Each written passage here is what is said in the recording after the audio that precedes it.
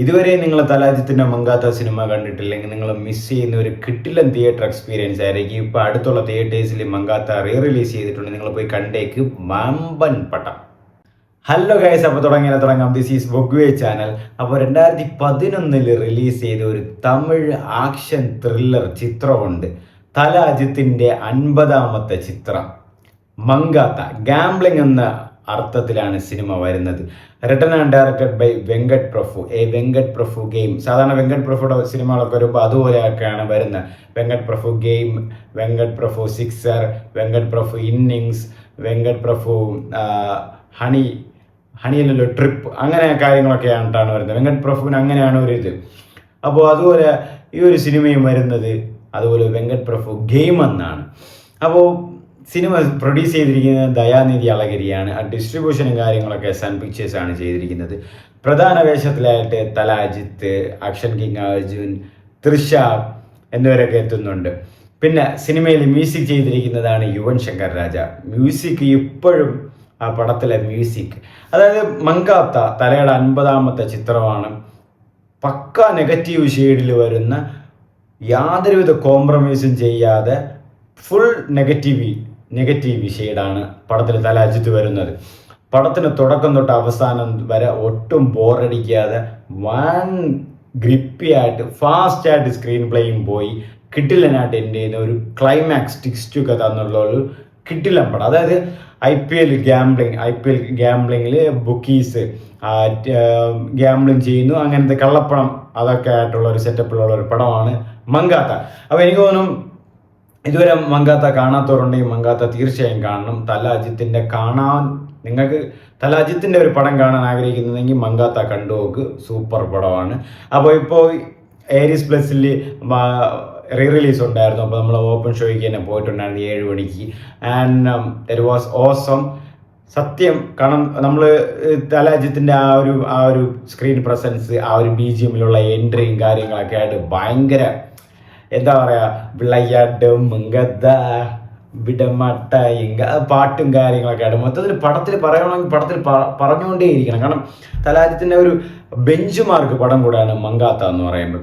ആ തുടക്കത്തിൽ ആ ഒരു ഇൻട്രോ, അതായത് ജീപ്പ് ഇങ്ങനെ പറന്നു എന്ന് തലാജിത്ത് ഇങ്ങനെ ലാൻഡ് ചെയ്യുന്നത് ആ ഒരു പോലീസ് കാറിൽ, എന്നിട്ട് യുവൻ ശങ്കർ രാജയുടെ മ്യൂസിക് പടം മുഴുവൻ, അത് 50ാമത്തെ പടത്തിൽ മ്യൂസിക് ഒരു രക്ഷയില്ലാതെ ചെയ്ത് വെച്ചിട്ടുണ്ട്. കേട്ട ഗൂസ് ബോംസ് പുല്ലരിക്കും, അങ്ങനത്തെ സംഭവത്തിലൊരു മ്യൂസിക്കാണ് യുവൻ ശങ്കർ രാജ മങ്കാത്തയിൽ ചെയ്ത് വെച്ചിട്ടുള്ളത്. പിന്നെ അതുമായിട്ടുള്ള എല്ലാ സീൻസുകളും ആൻഡ് ഓരോ ട്രേഡ് മാർക്ക് സീൻസാണ് മങ്കാത്തയിലുള്ളത്. അതായത് തൃഷയെ എല്ലാം ടിസ്റ്റാണ്, എല്ലാം കഥയുടെ ബാക്ക് പ്ലോട്ടിലുള്ളതാണ്. തൃഷയുടെ അച്ഛൻ ഒരു ഗാംബ്ലിംഗ് ചെയ്തതാണ്. പുള്ളിയുടെ പൈസ എടുക്കാൻ വേണ്ടിയിട്ട് തൃഷയുമായിട്ട് അടുക്കുന്നു. അതുമായിട്ട് ബന്ധപ്പെട്ട് കുറച്ച് കാര്യങ്ങളൊക്കെ അതിൽ നടക്കും. പിന്നെ അവിടെ പോയിട്ട് പുള്ളി ഫസ്റ്റ് ഹാഫിൽ നിന്നിട്ട് ഇതുപോലെ ബൈക്കിൽ വീൽ ചെയ്തിട്ട് വരുന്ന ആ സീന്, അതിൽ അപ്പോൾ യുവൻ ശങ്കർ രാജയുടെ BGM ആൻഡ് പാട്ടുകൾ, വിളയാട് മങ്കാത്ത, പിന്നെ വാടാ ബില്ലാട പാട്ട്, അതുപോലെ എല്ലാം തിയേറ്റർ എക്സ്പീരിയൻസ് ആയിരുന്നു. നമ്മൾ നന്നായിട്ട് എൻജോയ് ചെയ്തു, വിളിച്ചു കൂവി, ഭയങ്കര ഡാൻസും കാര്യങ്ങളൊക്കെ ഉണ്ടായിരുന്നു. നന്നായിട്ട് എൻജോയ് ചെയ്തു. കാരണം തല അജിത്തിൻ്റെ പടമൊക്കെ ഇനിയിപ്പോൾ ഇതുപോലെയൊക്കെ കിട്ടുക എന്നൊക്കെ പറയുന്നത് വളരെ കുറവാണ്. അതുകൊണ്ട് മാക്സിമം നമ്മൾ അത് യൂട്ടിലൈസും ചെയ്തു. അപ്പോൾ ഇപ്പോഴും തിയേറ്ററിൽ എനിക്ക് തോന്നുന്നു 1-2 ഷോസ് ഉണ്ട്, റിലീസ് ഉണ്ട്. അപ്പോൾ നിങ്ങൾ സമയം ഉണ്ടെങ്കിൽ നിങ്ങൾക്ക് കാണാൻ പറ്റാവുന്ന ഒരു തല അജിത്തിൻ്റെ പടം തന്നെയാണ്. എനിക്കൊരു ഇന്നലെ തന്നെ ഇപ്പം ഈ സിനിമ നമ്മൾ ഓപ്പൺ ഷോയിൽ പോയപ്പോഴും പല ആൾക്കാരും മങ്കാത്ത ഇപ്പോഴാണ് കാണണമെന്ന് അവരെ പറയുന്നത്, ഇതുവരെ കണ്ടിട്ടില്ല, ഇപ്പോഴാണ് കാണണേന്ന്. അപ്പോൾ നിങ്ങൾക്കും അതിനുള്ള സമയമുണ്ട്. അപ്പോൾ സമയമുണ്ടെങ്കിൽ പോയി കണ്ടേക്ക്. ആൻഡ് പടത്തിൽ പിന്നെ അർജുൻ വരുന്നുണ്ട്. ഇവരുടെ കൂടെ അതായത് ഇവരൊരു ടീമായിട്ട് ഫോം ചെയ്യുകയാണ്. അതായത് ഈ സിനിമയിലുള്ള കുറച്ച് 4-5 പേരൊക്കെ ഉണ്ട്.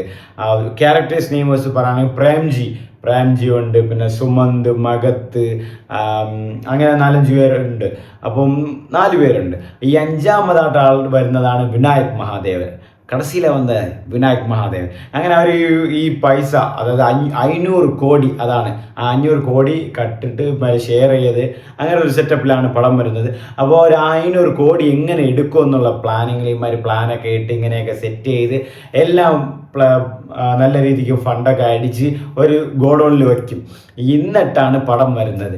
ഇവർ ഗോഡൗണിൽ വെച്ചിട്ട് തല പ്ലാൻ ചെയ്യും, ഇങ്ങനെ ചെയ്യാം ഇങ്ങനെ. അപ്പോൾ തല അജിത്ത് പ്ലാൻ ചെയ്യുമ്പോൾ തന്നെ അവിടുത്തെ കുറച്ച് സീക്വൻസ് ഒക്കെ കാണിക്കുന്നുണ്ട്.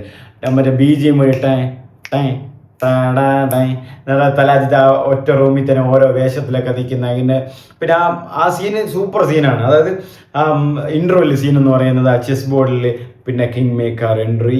അപ്പോൾ അവിടുത്തെ തലാജിത്തിന് കുറച്ച് ഓവറായും കുറച്ച് ആറ്റിറ്റ്യൂഡും കുറച്ച് ആ സ്ക്രീൻ പ്രസൻസും ഡയലോഗ് ഡെലിവറിയൊക്കെ വേറെ ലെവൽ. ആ കാണുമ്പോൾ തന്നെ ഒരു ഹോളിവുഡ് ടച്ച് തോന്നിക്കും തലാജിത്തിനെ കാണുമ്പോൾ. ആ വൈറ്റ് സോൾട്ട് മുടിയും ആ ഒരു വൈറ്റ് സ്കിന്നും ആ ഒരു കോട്ടൊക്കെ ഇട്ട് നല്ലൊരു ലുക്കും കൂടെ അതിൽ തോന്നിക്കും. ആ ഒരു കോപ്പ് കൂടെയാണ്, പോലീസ് കൂടെയാണ് പടത്തിൽ. പിന്നെ ആ ഇൻട്രോയിൽ കഴിയുമ്പോൾ ഇതിൻ്റെ ഇടയിൽ അർജുനുണ്ട്. അർജുന് സൂപ്പർ റോളാണ്. അർജുന് കാറിൽ സുമന്തിനെ ഒന്ന് എടുത്തുകൊണ്ട് പോകുന്ന ഒരു റോളുണ്ട്. അതായത് കാർ ചേസിങ്, ഒരു ചേസിങ് നടക്കുമ്പോൾ സുമന്തിനെ കാറിൻ്റെ അകത്തോട്ട് കൊണ്ടുപോകുന്ന ഒരു സീനുണ്ട്. അത് രക്ഷിക്കാൻ വന്നിട്ട് കാറിൻ്റെ അകത്ത് വലിച്ചിട്ടിട്ട് കൊണ്ടുപോകുന്ന സീനുണ്ട്. അപ്പോൾ ആ സീൻ ഇതൊക്കെ എങ്ങനെ ചെയ്യണമെന്നൊരു പിടിയില്ല. പിന്നെ ഇതുമായിട്ട് പടം ഇങ്ങനെ പോയിക്കൊണ്ടിരിക്കും. പിന്നെ അവിടെ നിന്ന് ടപ്പ് ടപ്പ് ടപ്പ് എന്ന് ഓരോ മാസ് സീനാണ് അജിത്തിൻ്റെ. പിന്നെ അജിത്ത് ഫുൾ ചീത്തവിളിയും മാസും ദേഷ്യവും. അതാണ് ഞാൻ പറഞ്ഞത്, ഒരു പക്ക, അത് പുള്ളിയുടെ 50ാമത്തെ പടമാണ്. ഒരു പക്ക നെഗറ്റീവ് ഷെയ്ഡ് പടം എടുക്കുക എന്ന് പറയുന്നത് ഒരു ചലഞ്ചിങ് തന്നെയാണ്. അങ്ങനെ ഒരു കിട്ടിലം പടമാണ് മങ്കാത്ത. നിങ്ങൾ കാണാൻ ടൈം ഉണ്ടെങ്കിൽ പോയി കണ്ടേക്കും. ആൻഡ് വെങ്കട് പ്രഭുവിൻ്റെ വൺ ഓഫ് ദ ബെസ്റ്റ് പടം കൂടെ തന്നെയാണ് മങ്കാത്ത ആയിട്ട് വരുന്നത്. ആൻഡ് കിടിലൻ റൈറ്റിങ്ങും കാര്യങ്ങളൊക്കെ ആയിട്ട് വെങ്കട് പ്രഭുവും സൂപ്പറായിട്ട് ചെയ്തിട്ടുണ്ട്. പിന്നെ യുവൻ ശങ്കർ രാജയുടെ BGM തുടക്കം തൊട്ട് അവസാനം വരെ ആ BGM ഇട്ട് പണി വയ്ക്കും. അതായത് നമ്മളിപ്പോൾ അനിരുദ്ധ് പണി വെച്ചില്ലേ എന്ന് പറയല്ലേ, അതുപോലെ പണി വെച്ചിട്ടുണ്ട്. BGM എന്ന് വെച്ചാൽ അജാതി BGM മങ്കാത്താല്. എവർഗ്രീൻ എന്ന് പറയാൻ പറ്റില്ല, ബെഞ്ച് മാർക്ക് BGM. അതായത് ഒരു രക്ഷയില്ലാത്ത BGM. വരുമ്പോഴും നിൽക്കുമ്പോഴും പോകുമ്പോഴും. അതായത് ഇവരാണ് പൈസ എടുത്തെന്ന് എല്ലാവർക്കും മനസ്സിലാവും. അതായത് തൃഷയുടെ അച്ഛനും മനസ്സിലാവും. അങ്ങനെ തൃഷയുടെ അച്ഛൻ ഇവരുടെ കൂടെ ഉള്ളവരെ പിടിച്ചു വയ്ക്കുമ്പോൾ ഇവരെ രക്ഷിക്കാൻ വേണ്ടിയിട്ട് തലാജിത്ത് പോകുന്ന സീനുണ്ട്. എന്നിട്ട് അവരെ വാതിൽ തുറന്ന് തോക്കം വെച്ചിട്ട് ഇങ്ങനെ ഹായ് വെച്ചിട്ട് വരുന്ന സീൻ, അതൊക്കെ കിട്ടില്ല സീനാണ്. അങ്ങനെ എത്ര സീന്, പടം മുഴുവൻ സീന്.